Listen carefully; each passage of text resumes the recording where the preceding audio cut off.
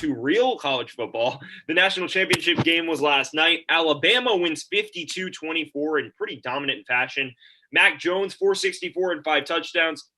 Smith, 215 yards and 3 touchdowns. Sat out most of the second half because he hurt his hand. Joe, a lot to take away here, but the first thing I want to ask is, looking at Devonta Smith, right, goes off, looked unstoppable before he got hurt last night. Where does he rank in your eyes among the best receivers in college football history, just based on what he's accomplished in his career? College football history, that's a tough one because, I'm more skilled in NFL history, but I'm going to take a stab at this. Well, there are very few players like Devonta Smith. Yes. Okay, that's a fact. Now, going into the season, we were saying that Jamar Chase was the best receiver in this draft class. But honestly, I think it's Smith now. It would have to be. Well, yeah. It's like he blew them out, blew each receiver out of the water after like the past few weeks.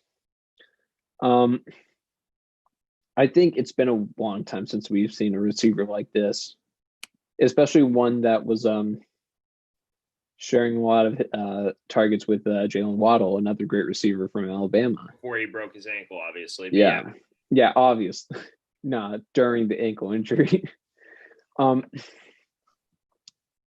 In history, though, I would say he's up there. Like, I would need more research on this, but it's close.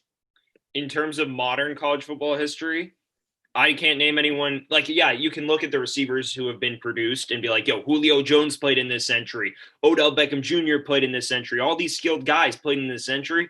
But Devonta Smith, stats-wise, I think, and accomplishment-wise, has to be the best. I mean, you look at this season, he's the first receiver to win a Heisman Trophy since like 1991, and the craziest thing, or 93 or something like that. And the craziest thing about all of this is it wasn't a bad quarterback year. Yes, Lawrence had COVID, and Justin Fields played a limited game slate, but Mac Jones was there, his own quarterback, who had a phenomenal season as well. And Heisman voters decided, no, Mac Jones was good, but it was the receiver who made that offense, and he's the most valuable player in college football. And I mean, the stats speak for themselves, right? 1856 yards, 23 touchdowns, receiving alone, and then last season had 1256 and 14. I mean, look, I think 2 national championships, a Heisman, and I think it might have been the single season SEC receiving record, or all-time SEC receiving record even. In terms of modern college football history, I can't name a receiver that's accomplished more than Devonta Smith. On your point about him being the best guy in the draft class, obviously, Chase opted out. We don't know what he would have done this year. Obviously, his quarterback situation would have been worse. I think NFL scouts are going to like Chase a lot. But the way Smith has been playing, I mean, I don't disagree with you, Joe. He looked unstoppable last night. He was burning Sean Wade in coverage the entire night when they switched Wade onto him. They literally took Wade off him for parts of it because Wade couldn't guard him. And say what you want about him, but he was absolutely incredible. I mean, there's really no words for me to describe this differently, and I'm totally with you, Joe. Yeah, and I think I can finally rank him, knowing the top 10 wide receivers of all time in college football, at least. I think he's definitely top 10. And that's astonishing to talk about because college football has been around, obviously, now 150 years. They've got so much talent, especially from the older eras. It's insane. Because wait, let me list off. You got Randy Moss from Marshall. Yeah. Calvin Johnson from Georgia Tech. Jerry Rice, Mississippi Valley State. And I know that's not really a known school, but I mean, it's Jerry Rice. Corey Davis, Desmond Howard, Tim Brown, Larry Fitzgerald, and Michael Crabtree. I think after that, that's where the list ends for Devonta Smith. He might even be in one of those, in front of some of those. I think Larry Fitzgerald, he's the closest I've seen from the earliest times.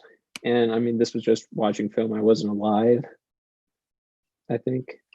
Yeah, I was barely alive. Damn. Um, yeah, I I'd give Larry Fitzgerald the edge, but like after that, I think like after what I've seen, he's great. He's just, one of those guys that just gives you lost for words.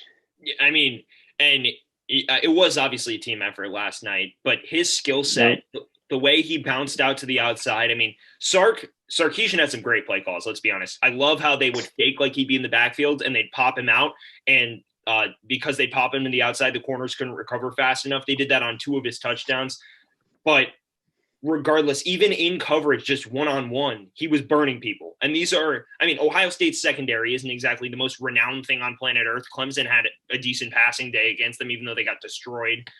It was, quite honestly, it was a massacre. I mean, no one could Yep. stop the man. No one's been able to stop the man all season. And the last 2 seasons, he's been over 1,000 yards each. This one closer to 2,000 than 1,500. Like, I mean, I'm again with you, Joe. Like, in terms of recent memory, guys I've been alive growing up watching, the closest name you mentioned there was Crabtree. Yeah. So Sam, how do you foresee his game translating to the NFL? Yeah, that's an interesting point. I think so the concern about Smith, right? He's obviously not big, and that's obviously the concern he's faced his whole career. In college, I think he showed that doesn't really matter. There are smaller receivers having success in the NFL. Smith has the versatility to line up pretty much anywhere. I don't know if they want to deploy him in the slot, but I think he'd be capable of playing there. For me, I think his game will translate just fine. Is he quick enough to burn some of those top tier corners? I believe so. I think and his skill set and IQ is really what sets him apart. Good hands, good IQ, really smart route runner. I think he'll be fine, or more than fine. I think he'll be a really good receiver. Do I think he'll be putting up these numbers and be greatest receiver ever? No, but I think he's going to be really, really good as time goes on. Yeah, definitely not going to be in the greatest receiver ever conversation. That goes to Jerry Rice and Randy Moss and T.O. and all those wonderful people.